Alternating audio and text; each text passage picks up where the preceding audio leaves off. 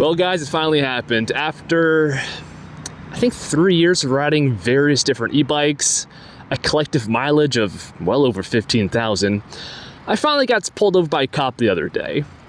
And in this video, I want to tell you guys all about the encounter, what happened, how it went, my takeaways from it. So if nothing else, hopefully this video can act as some kind of a learning experience. Although nothing I say here is legal advice. Always check your local laws and regulations before doing anything. But okay, let's get right into this, beginning with the full context of the situation. It was roughly 8 p.m. So this time of year, that means it was dusk out. I wasn't filming, unfortunately, because I was just going to a friend's house. I said it before, I don't have a car. These bikes are how I get around. So it was 8 p.m. I was going over to my friend's place for a barbecue. I like to avoid highways and main roads. So this took place on a back road. I think the speed limit was like 40 miles an hour maximum. So I was just passing through a town and the road was much smaller than this 2-lane monstrosity I'm on right now. So pretty low key, but the bike I was on was potentially the worst bike you could possibly be pulled over on. It was my Solar Eclipse 2.0. For those not too familiar with this bike, physically it's a lot larger, or modestly larger than something like a Sur-Ron. And much like a Sur-Ron, it does not have pedals, just pegs. But even though it's physically larger than a Sur-Ron, it's constructed out of carbon fiber. And thus, it's a fairly lightweight bike, similar to a Sur-Ron. What is that guy riding? And just side note, I really like that Solar Eclipse because where I live out here in the suburbs, you guys can see the roads. And having something that's more capable, can keep up with traffic, it's actually safer than riding slower e-bikes. People in cars respect you more on a bike like that, and they do less weird things like trying to race past you and other stuff that puts my life in danger. But regardless, I was on that bike 8 p.m. at night on a town road smaller than this, doing the speed limit, if not a little bit slower. I noticed I passed a cop on the last intersection. So that's when he saw me and he must have decided to turn around, follow me, and pull me over. So I pulled over on the road, the cop got out, he came over to me. And pro tip, whenever I talk to a cop, whether I'm on a bike, a car, what have you, I'm always very understanding. I'm not confrontational. I have a friend like that, and I was with him when he got pulled over once, and he almost got taken to jail right there on the spot. So just remember that the cops are there to do a job. They don't want to pull you over on a personal level.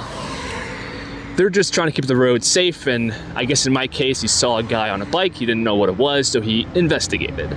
So once he pulled me over, we talked a little bit, he asked me questions about the bike, he seemed to be pretty into it. I told him about the brand, that it was electric, all that kind of stuff. And he told me that the reason he pulled me over was he thought the bike was a gas bike based off of the noise. And I will say, much like I said in the review of the Solar Eclipse, that bike is loud for an electric bike. And it comes down to the fact that it's a mid-drive motor that uses a chain.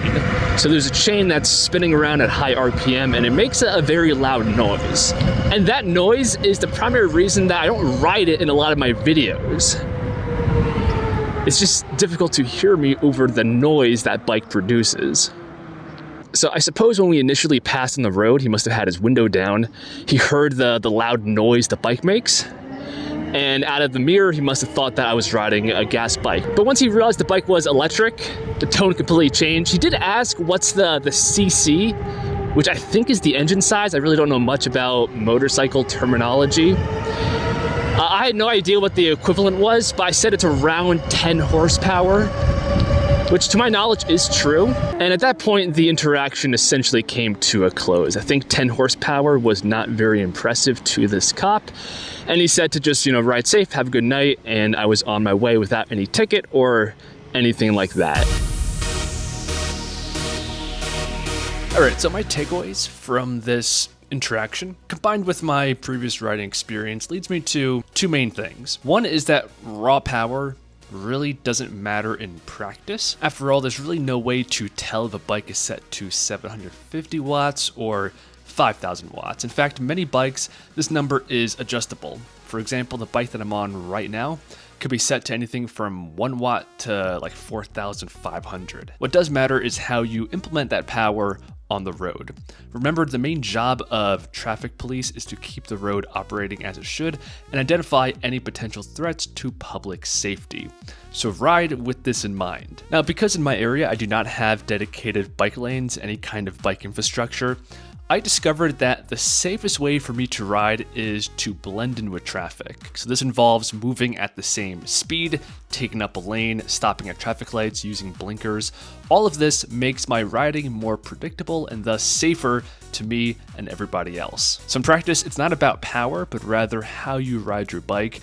And often more power can be beneficial if it allows you to more effectively blend into local traffic. And the second key takeaway is to have a bike that's not super loud and obnoxious. You want to be low key and blend in. I personally think if you follow these guidelines, you're going to have a successful e-bike career. You're going to maximize your and everybody else's safety and just generally not be an annoying, obnoxious nuisance. But the ideal situation is to have dedicated and separate bike infrastructure, so that way we don't have to compete on the road with vehicles. Because unfortunately, when you're riding a slow, quote-unquote, street legal bike, I found that cars do not respect you and they do weird illegal stuff like zooming past you, which is very dangerous. So yeah, I hope you guys found this video somewhat useful. If you did, I appreciate a like, subscribe, and I'll see you guys in the next one.